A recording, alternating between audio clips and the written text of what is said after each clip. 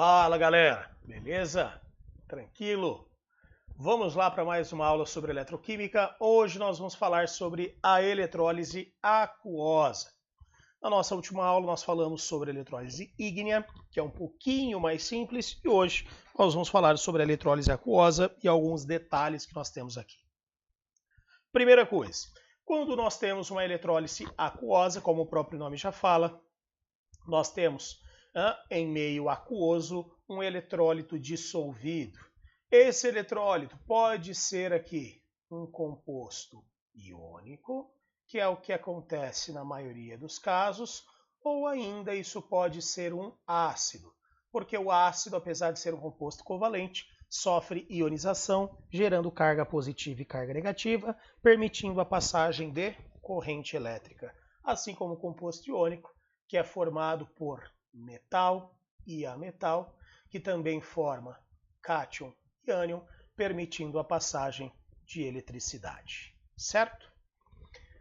O pequeno detalhe e o cuidado que nós temos que ter aqui é o seguinte. Na eletrólise aquosa, então nós teremos aí, por exemplo, um composto iônico, que vai ser colocado em meio aquoso, dando origem a um cátion e a um ânion. Tá lá. Além disso, nós temos a água sofrendo a sua auto-ionização, dando origem ao H+, e ao OH-. E isso vai gerar um pequeno problema. Por quê? Porque nós teremos dois cátions e nós teremos dois ânions. Porém, eu posso ter apenas um cátion entrando no cátodo e eu posso ter apenas um ânion entrando no ânodo. E aí eu vou ter que comparar. Esse cátion, ele entra no cátodo ou entra o H+? Ah, não sei. Tem uma ordem de preferência de descarga para ele. Esse ânion, entra ele ou entra a hidroxila na eletrólise? Ah, não sei. Tem uma sequência de descarga para ela. Então nós sempre teremos que comparar, tá, os cátions e depois comparar os ânions para ver quem entra nessa eletrólise. Ah, professor, e quem não entra no cátodo? E quem não entra no ânodo? O que acontece? Permanece em solução e aparecerá lá na reação global da eletrólise, tá? Formando o nosso subproduto.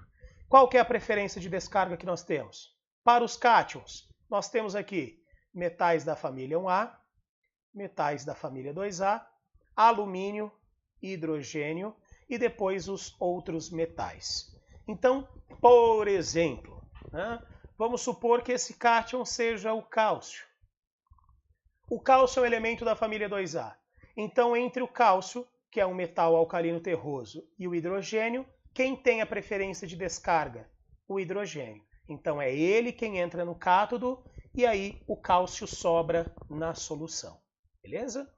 Mudando. Ah, professor, ao invés do cálcio eu tenho o níquel.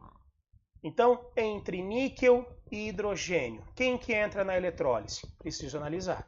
O níquel não está na família 1A, o níquel não está na família 2A, o níquel não é o alumínio. Então, o níquel está aqui nos demais metais. Então, entre o níquel e o hidrogênio, quem tem a preferência de descarga? O níquel. Então, é ele quem entra no cátodo e o hidrogênio sobra na solução. Para os ânions, a mesma coisa. Vamos colocar aqui como exemplo o cloreto e depois o sulfato. Se o nosso ânion for o cloro, tá? Quem que entra na eletrólise? O cloro ou a hidroxila? Ah, não sei. Preciso analisar a sequência. Como é que fica essa sequência? Flúor, ânions oxigenados, que são os ânions que têm oxigênio, sulfato, nitrato, carbonato, fosfato e etc. Hidroxila, ou também chamado de oxidrila, e depois os demais ânions. Se você pegar o cloro é o flúor? Não. O cloro é oxigenado? Não. Então o cloro está presente aqui, ó, nos demais. Então é ele quem entra na eletrólise e a hidroxila sobra na solução. Ele vai para o ânodo e a hidroxila sobra na solução. Porém, Se ao invés do cloro eu tiver o sulfato, quem que entra na eletrólise? O sulfato ou a hidroxila? Ah, não sei, vamos analisar. O sulfato é o flúor? Não. O sulfato é oxigenado? É. Então, entre o sulfato e a hidroxila, quem tem preferência? Ah, a hidroxila. Então, é ela quem entra na eletrólise, é ela quem entra no ânodo e o sulfato sobra na solução. Beleza? Um detalhe, um cuidado especial que eu quero que vocês tomem é quando a hidroxila, tá? Quando a hidroxila entrar na eletrólise, quando ela entrar no ânodo, é essa reação que eu quero que vocês utilizem. Ó. 2 hidroxilas aquosa formando água líquida mais meio de oxigênio gasoso mais 2 elétrons. Tá? Sempre que a hidroxila entrar no ânodo, né, sempre que ela entrar na eletrólise, é essa reação que eu quero que vocês utilizem. E isso automaticamente vai afetar a estequiometria da reação, nós teremos que balancear a água. Mas fiquem tranquilos que eu falo um pouquinho mais dessa estequiometria daqui a pouco nos nossos exemplos, beleza? Então é necessário que a gente saiba essa preferência de descarga para fazer a comparação entre os cátions e para fazer a comparação entre os ânions. Isso não existia na eletrólise ígnea, porque na eletrólise ígnea eu tinha apenas um cátion e apenas um ânion, então eu não precisava comparar nada. O único cátion que tinha entrava no cátodo, o único ânion que nós tínhamos entrava no ânodo. Aqui a situação é um pouco mais complexa. Professor, pode acontecer de entrar os dois do composto iônico, por exemplo? Pode. Tem algum problema? Não. Pode acontecer de entrar os dois da água? Pode. Tem algum problema? Não. Assim como pode entrar um de cada um, também não tem problema algum, certo? Vamos lá, vamos fazer 2 exemplos aqui para que isso fique mais claro. Bom, eu vou pegar como primeiro exemplo o sulfato de cobre. O sulfato de cobre é um cara que aparece bastante nas provas, então vamos falar dele. Sulfato de cobre em meio aquoso. Preciso fazer a quebra desse sulfato, ó, chururu, quebra aqui no meio, forma o cátion e forma o ânion. O cobre tem NOx variável, ele pode ser mais 1 ou mais 2. Como que eu descubro o NOx dele? A partir do sulfato. Por quê? Porque o sulfato veio do ácido sulfúrico, que libera 2 hidrogênios, então obrigatoriamente o sulfato é menos 2. Logo, o cobre será mais 2.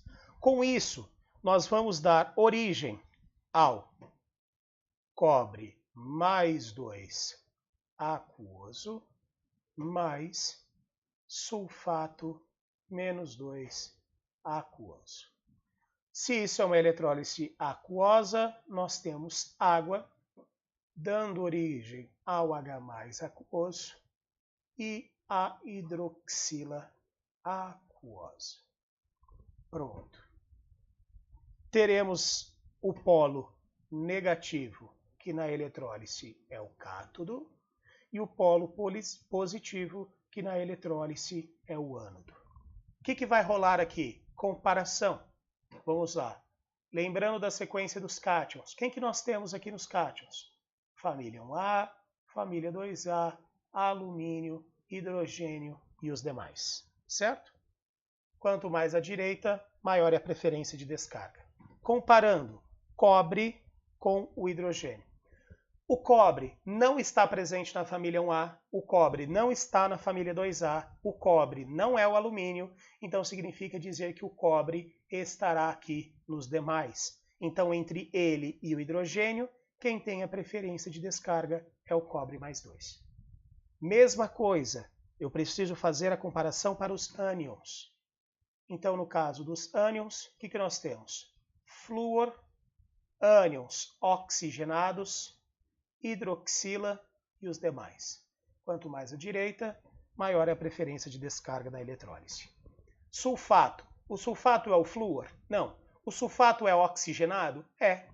Então, entre o sulfato e a hidroxila, quem que sofre a deposição no nosso eletrodo? A hidroxila. Ela tem maior preferência de descarga. Então, eu pego a hidroxila aqui. Pronto.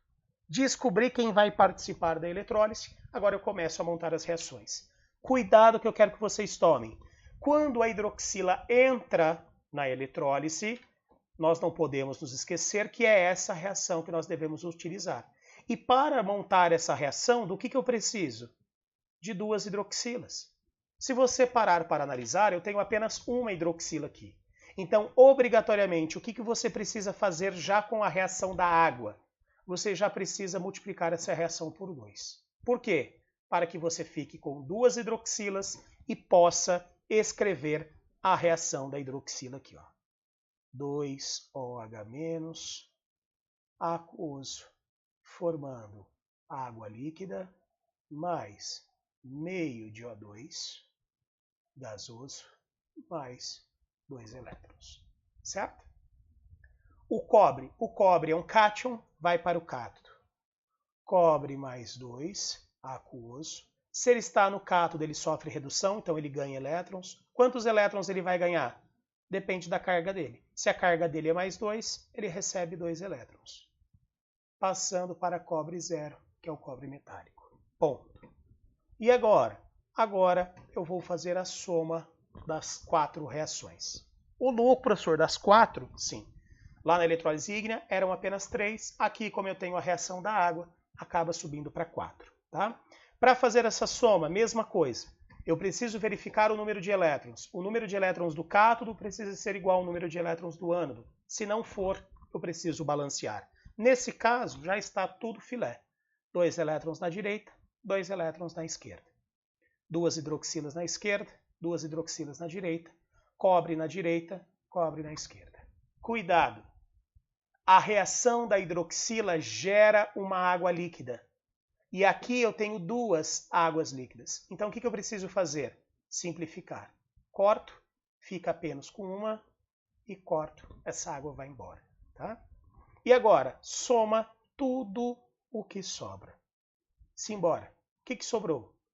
Sulfato de cobre sólido mais água líquida, formando os produtos da eletrólise, cobre mais meio de O2 gasoso, mais 2H+, aquoso, mais sulfato menos 2. Está aqui. Essa é a reação global da eletrólise. O que pode acontecer? Um exercício ou outro pode juntar esses 2 caras e falar para você que foi formado como subproduto o ácido sulfúrico, tá? H2SO4. Está correto? Sim. Porém, se for uma prova discursiva, eu gostaria que você deixasse dessa forma. Por quê? Porque isso é um ácido forte em meio aquoso, obrigatoriamente ele vai ionizar em H+, e o restante. Então, o ideal é que você demonstre dessa forma. Mas, se for uma questão discursiva, eu também gostaria que você juntasse esses 2 aqui embaixo e mostrasse para o seu corretor que é formado o ácido sulfúrico como subproduto. Tá? Por quê? Porque os produtos principais são os caras formados no cátodo e no ânodo. Um detalhe, ele pode falar de pH para você. Acha nesse exercício? Pode. Ele pode falar sobre o pH da solução. O que você precisa verificar? Que essa solução ela libera H+.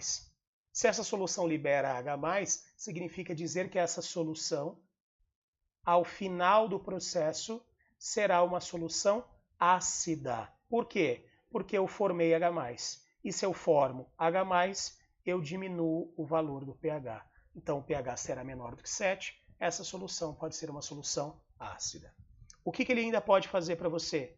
Falar que ele pingou fenolftaleína. O que é fenolftaleína? É o indicador ácido-base, que fica incolor em meio ácido e fica rosa em meio básico. Nesse caso, se ele pingar fenolftaleína, como é que fica essa solução? Ela fica incolor, porque nós temos a formação de H+, nós temos a formação de uma solução ácida. Beleza? Tranks? Tá aí o primeiro exemplo. Quero fazer um segundo exemplo com vocês, que agora nós vamos inverter. Nós vamos colocar o hidrogênio e o outro ânion para participar, porque tem uma coisinha do hidrogênio que eu quero discutir com vocês aqui. Simbora. Exemplo 2. Vamos pegar... pode ser sim. Vamos pegar o cloreto de bário. Cloreto de bário sólido, em meio aquoso, forma bário mais 2, aquoso, mais 2 cloretos menos aquoso. Tá? O bário, família 2A, vale mais 2. Então, aqui do lado direito é menos 2 para 2 cloros. Cada cloro vale menos 1. Se é uma eletrólise aquosa, isso tem água, formando H+, e formando OH-. Nós teremos o polo negativo, que é o cátodo da eletrólise, e o polo positivo, que é o ânodo da eletrólise. Quem que entra no cátodo, quem que entra no ânodo? Ah, professor, eu não lembro. Então vamos colocar a sequência aqui. Sequência para os cátions. Família 1A, família 2A, alumínio, hidrogênio e os demais. Quanto mais à direita, maior a preferência de descarga. Comparando esses caras. Bário. Bário é o elemento da família 2A. Então, entre bário e hidrogênio, quem tem a preferência? O hidrogênio. Então, é ele quem entra na eletrólise. Depois, ânions. Vamos colocar a sequência para os ânions. Aqui. O que nós temos nos ânions? Flúor, oxigenados, hidroxila e os demais. Quanto mais à direita, maior a preferência de descarga. Quem que nós temos? O cloro, tá? O cloreto. O que acontece? Entre cloro e flúor, né? O cloro tem preferência. Entre cloro e os oxigenados, o cloro tem preferência. E entre cloro e hidroxila, o cloro tem preferência. Então, aqui está nos demais. Significa dizer que é ele quem entra na eletrólise. E agora? Agora nós vamos montar as nossas reações. Começando aqui pela reação do cátodo. O que nós temos? Nós temos hidrogênio. Opa, eu já ia colocar aqui o detalhe que eu quero falar com vocês. Deixa para falar daqui a pouco. Eu tenho hidrogênio mais 1, aquoso, mais quantos elétrons? Se a carga dele é mais um elétron, formando. Atenção, atenção. Com exceção do hidrogênio, todos aqui serão metais. Então, todos fazem ligação metálica. Sendo assim, eu sempre coloco o símbolo do elemento, como foi feito aqui. Ó. Eu nunca coloco cobre 2, bário 2, né? Ferro 2, nada. Eu só coloco o símbolo do elemento, porque ele está fazendo uma ligação metálica. Se eu tivesse 2 cloros, eu ainda colocaria o 2 aqui na frente, ó, 2 cobres, ponto. Tá? O problema é que o hidrogênio não é um metal, apesar de estar aqui nos cátions. Ele é o hidrogênio, só que ele se comporta como um ametal fazendo ligação covalente. Então, se ele faz ligação covalente, a substância simples dele será um duplete, será o H2. E aí eu tenho problema com o balanceamento, porque eu tenho um hidrogênio do lado esquerdo e 2 do lado direito. Preciso acertar isso. Qual é a maneira mais simples em todos os casos? A maneira mais simples em todos os casos é balancear com fração, para evitar ter que mexer em muitas reações. Nesse caso não vai ser, mas vamos fazer de conta que sim, por enquanto. Eu tenho um hidrogênio na esquerda, na direita eu tenho 2. Multiplico por meio. Meio vezes 2, 1, balanceei a reação. Porém, nós vamos ter que mexer nisso por conta do cloro. Vamos lá. São 2 cloretos. Isso sofre oxidação, formando. Sempre quem está no ânodo será um ametal e irá formar obrigatoriamente substância covalente, que na forma de substância simples estará em duplete também. Cl2, Br2, I2, O2, como nós formamos anteriormente. Então, sempre em duplinhas. E aí eu preciso verificar o balanceamento. Tá? Independentemente de quantos cloros. Ah, eu tinha 5 cloros. O que eu iria formar? Cl2. Essa é a substância simples dele. Beleza? Nesse caso fica tudo ótimo, porque eu tenho 2 cloros na esquerda e eu tenho 2 cloros na direita. Já está balanceado. Então não preciso me preocupar. Mas, quantos elétrons? Se são 2 cloros menos 1, são 2 cargas negativas. Então são 2 elétrons. Problema. Na hora de somar essa reação, os elétrons não estão balanceados. Por quê? Porque eu tenho 2 elétrons aqui no ânodo e tenho apenas 1 elétron no cátodo. Então, o que eu preciso fazer com essa reação da água? Eu preciso... Da água não, ainda não. Com a reação do hidrogênio, preciso multiplicar por 2. 2. Fico com 2 elétrons. E eu multiplico meio por 2. Quando eu multiplico meio por 2, o que isso vira? 1. Então não precisa ter nada na frente. Porém, como eu havia adiantado, eu vou ter que mexer na reação da água. Por quê, professor? Porque agora eu estou utilizando 2H+. Só que aqui eu só tenho 1. Eu não posso utilizar 2 se eu só tenho 1. Então eu vou ter que multiplicar essa reação da água por 2. Para quê? Para acertar o hidrogênio. Agora sim. Agora está tudo correto. Então podemos fazer a soma das reações. 2 elétrons com 2 elétrons, 2H+ com 2H+, 2 cloretos com 2 cloretos. E agora, soma tudo o que sobrou. O que sobrou? Cloreto de bário sólido mais água líquida, ó, são 2, formando gás hidrogênio mais gás cloro, mais bário, mais 2 aquoso, mais 2 hidroxilas. Daí, essa é a reação global da eletrólise. O que você pode fazer? Você pode mostrar para o seu corretor que esses 2 caras vão se unir, formando o hidróxido de bário como subproduto. Tá? Mas o ideal é que você deixe bário mais 2 e 2 hidroxilas, porque isso vai sofrer uma dissociação iônica. Beleza? Tá lá. Essa é a nossa reação global. Ele pode falar sobre o pH aqui também, professor? Pode. Por que ele pode falar sobre o pH? Porque você está formando hidroxila, né? Lá você formava H+, aqui você forma OH-. Então o que eu posso afirmar? Se eu estou formando OH-, essa solução vai ser uma solução básica, porque eu formei hidroxila. Solução básica apresenta pH maior do que 7. Tá lá, tá lá. Essa é uma solução básica.